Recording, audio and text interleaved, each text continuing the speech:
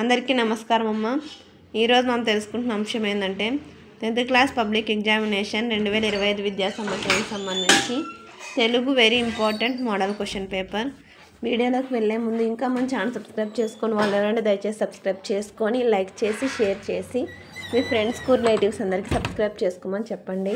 నా ఛానల్ని సబ్స్క్రైబ్ చేసుకొని ప్రత్యక్షంగా పరోక్షంగా సపోర్ట్ చేస్తున్న వాళ్ళందరికీ పేరు పేరున ప్రత్యేకమైన హృదయపూర్వక ధన్యవాదాలు. ఇంకా ఆలస్యం చేయకుండా వీడియోలోకి వెళ్ళిపోదాం. ముఖ్యంగా ఎగ్జామ్ 100 మార్క్స్కి ఉంటుంది.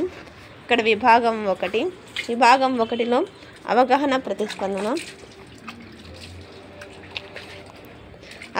ప్రతిస్పందనకు సంబంధించి పద్యం ఇస్తారు.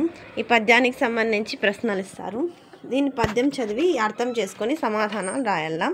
ఈ పద్యం ఆధారంగా ప్రశ్న అంటే పై మూడిట్లో ఏదో ఒకటి క్వశ్చన్ రాసి సరిపోతుంది. లేదా అది రాలేదనుకోండి, తర్వాత మీకు ఇంకొక పద్యం ఇచ్చినారు, ఇది చదివి అర్థం చేసుకొని కింద ఇచ్చిన ప్రశ్నలకు సమాధానాలు రాయాల. పై పద్యం ఆధారంగా ప్రశ్న అంటే సేమ్ అంతే, ఆ క్వశ్చన్ నెంబర్ వేయడం, పై మూడిట్లో ఏదో ఒకటి రాయడం. తర్వాత క్వశ్చన్ నెంబర్ 2, క్రింది పరిచిత గద్యాన్ని చదివి ఇచ్చిన ప్రశ్నలకు జవాబులు రాయండి. ఇక్కడ పేరాగ్రాఫ్ మనకు తెలిసినది ఇస్తారు, 8 మార్కులు. 4 ప్రశ్నలు ఇస్తారు, ఒక్కొక్క దానికి 2 మార్కులు. అర్థమవుతుందా? యాస్టీస్ మళ్ళీ గుర్తుంచుకోండి అమ్మ. పై గద్యం ఆధారంగా ఏదైనా ప్రశ్న అంటే పైనుండే 3 క్వశ్చన్స్ కూడా ఆ గద్యానికి సంబంధించిన ఆ పద్యాలకు సంబంధించినటివే. క్వశ్చన్ నెంబర్ ఏసి రాస్తే సరిపోతుంది. తర్వాత క్వశ్చన్ నెంబర్ 3లో రామాయణం నుండి ఇచ్చిన క్రింది సంఘటనలు ఏ కాండాలకు చెందినవో వాక్య రూపంలో రాయండి, 8 మార్క్స్. తర్వాత అపరిచిత గద్యం చదివి ఇచ్చిన ప్రశ్నలకు జవాబులు రాయండి. మనకు తెలియని పేరాగ్రాఫ్ ఇస్తారు, ఇది కూడా 8 మార్కులే. 4 ప్రశ్నలు ఇస్తారు, ఒకదాని 2 మార్కులు. అర్థమవుతుందా? తర్వాత విభాగం 2 రోమన్ 2 వ్యక్తీకరణ సృజనాత్మకత. ఇందులో ప్రశ్నలు వస్తాయి, 36 మార్కులకు ఉంటుంది. క్రింది ప్రశ్నలకు 4-5 వాక్యాల్లో సమాధానాలు రాయండి.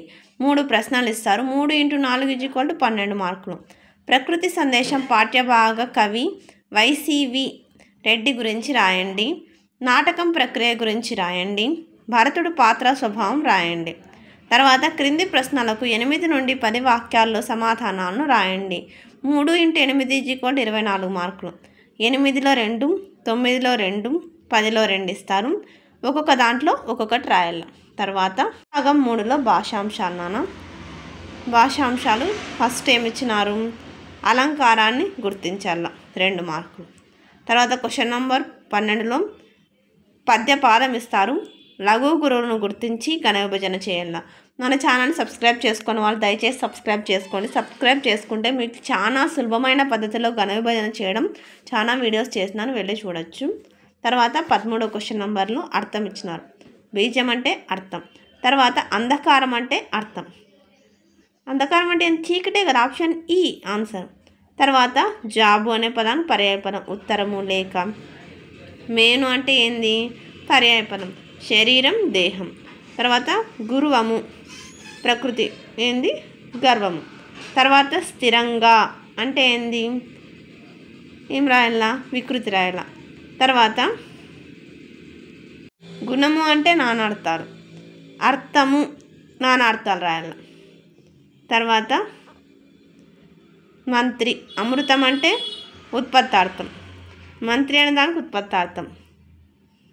తర్వాత జాతీయాన్ని గుర్తించాలి. శ్రీపాద సుబ్రహ్మణ్య శాస్త్రి చేదిరిగిన కథా రచయిత, 2 మార్కులు. శ్రీరామ రక్ష ఈ జాతీయాన్ని ఏ అర్థంలో సందర్భంలో ఉపయోగిస్తారో రాయండి, 2 మార్కులు. దీపాలు ఏంది, పదాన్ని విడదీసి రాయాలి.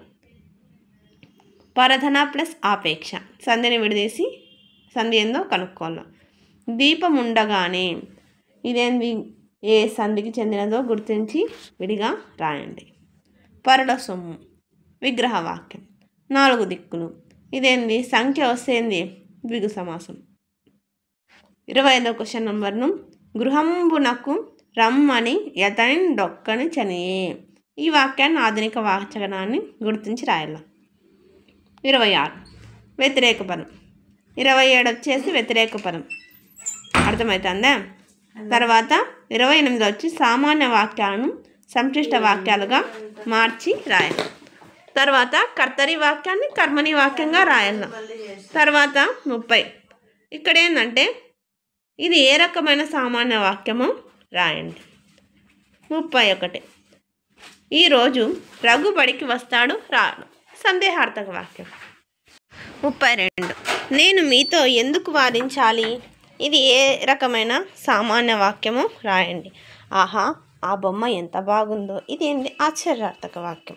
అందరికీ ధన్యవాదాలమ్మా. ఇంకా మన ఛానల్ సబ్స్క్రైబ్ చేసుకొని వాళ్ళంటే దయచేసి సబ్స్క్రైబ్ చేసుకొని లైక్ చేసి షేర్ చేసి మీ ఫ్రెండ్స్కు రిలేటివ్స్ అందరికీ సబ్స్క్రైబ్ చేసుకోమని చెప్పండి. నా ఛానల్ని సబ్స్క్రైబ్ చేసుకొని ప్రత్యక్షంగా పరోక్షంగా సపోర్ట్ చేస్తున్న వాళ్ళందరికీ పేరు పేరున ప్రత్యేకమైన హృదయపూర్వక ధన్యవాదం.